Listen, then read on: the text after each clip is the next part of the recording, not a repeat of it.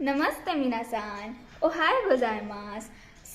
आज से हम अपनी जापानी सीखना स्टार्ट करते हैं, लेकिन उससे पहले अगर आपने मेरे चैनल को सब्सक्राइब नहीं किया है तो जाइए सब्सक्राइब कीजिए, बेल आइकन को प्रेस कीजिए एंड वीडियो पसंद आए तो लाइक कीजिए, कमेंट कीजिए एंड शेयर कीजिए। तो हाजिमे माशो।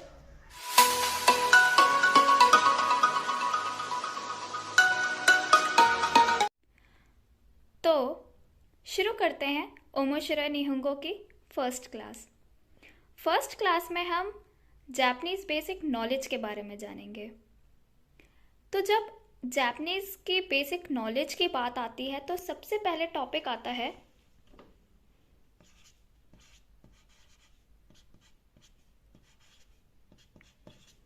स्क्रिप्ट्स का। तो जापानीज़ स्क्रिप्ट्स 3 टाइप्स की होती हैं, जिसमें सबसे पहले अपना आता है हिरागाना, देन सेकंड आता है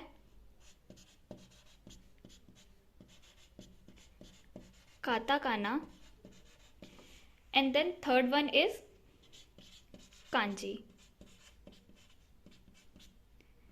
तो जैसे इंग्लिश में अल्फ़ाबेट्स होते हैं ABCD, हिंदी में अल्फ़ाबेट्स होते हैं क ख ग घ, सेम जापानीज़ में भी होते हैं। जैसे इंग्लिश में होते हैं 26, बट जापानीज़ में होते हैं हिरागाना भी 46 एंड काताकाना भी 46। अब बात आती है कि हिरागाना एंड काताकाना में डिफरेंस क्या है।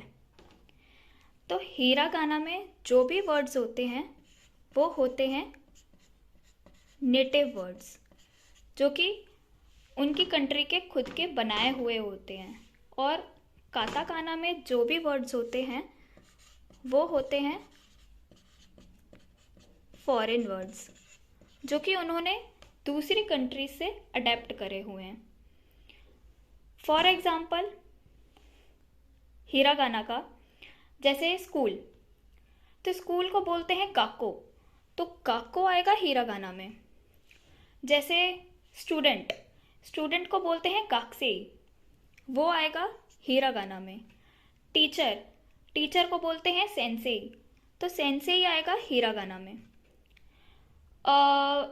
अब बात आई काताकाना की, तो काताकाना का जैसे एग्जाम्पल है नोटबुक, तो नोटबुक को बोलते हैं नोतो, तो वो आया काताकाना में। जैसे कॉफ़ी को बोलते हैं कोही, तो वो आया काताकाना में। जैसे कार्ड को बोलते हैं कादो, तो वो आया काताकाना में। अब बात आई कि कांजी क्या होती है। तो कांजी एक पिक्टोरियल रिप्रेजेंटेशन होती है हिरागाना की।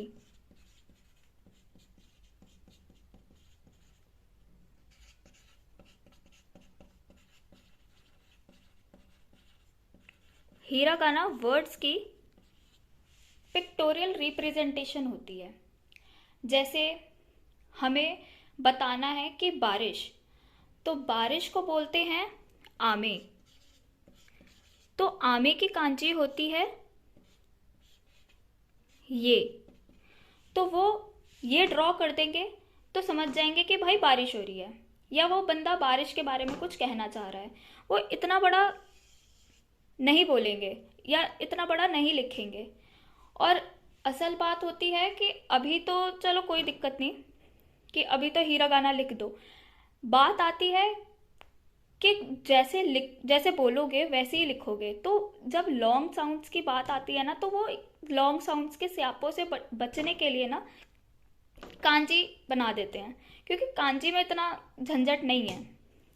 बट अगर हिरागाना में जैसे जहाँ लॉन्ग साउंड आ रही है वहाँ तुमने नहीं किया तो वो पूरा वर्ड गलत हो जाता है। तो उस चीज़ से बचने के लिए ना, और शॉर्ट भी है टाइम भी बचता है। एज वी ऑल नो कि भाई जापानीज जो लोग होते हैं वो बहुत पंचुअल होते हैं अपने टाइम को लेके, तो इसलिए वो कांजीज का ज़्यादा यूज़ करते हैं। जैसे हिंदी में होता है ना मात्राओं वात्राओं का, सेम यहाँ पर होता है। वहाँ पर लॉन्ग साउंड, यहाँ पर लॉन्ग साउंड्स होती हैं।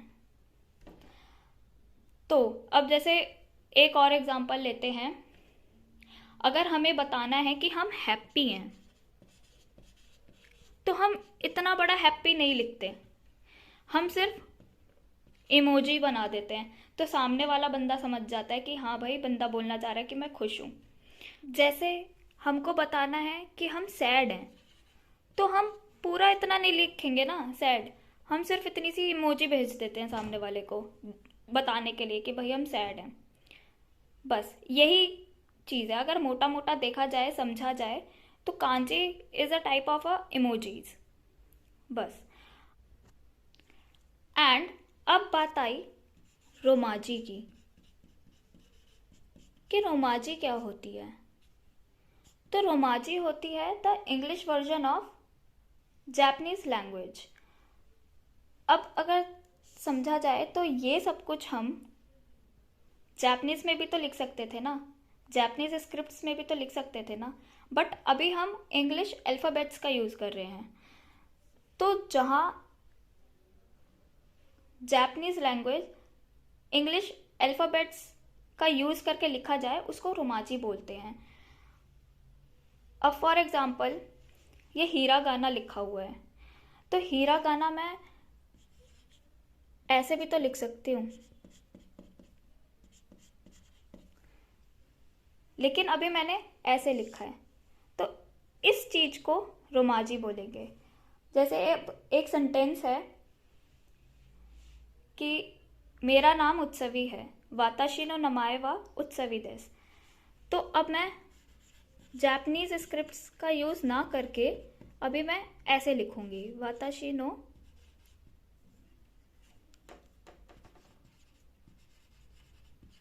नमाए वा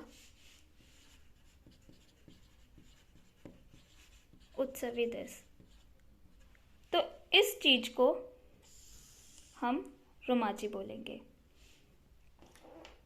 तो आज की वीडियो में सिर्फ इतना ही। अब मिलते हैं नेक्स्ट वीडियो में, तब तक के लिए सायोनारा।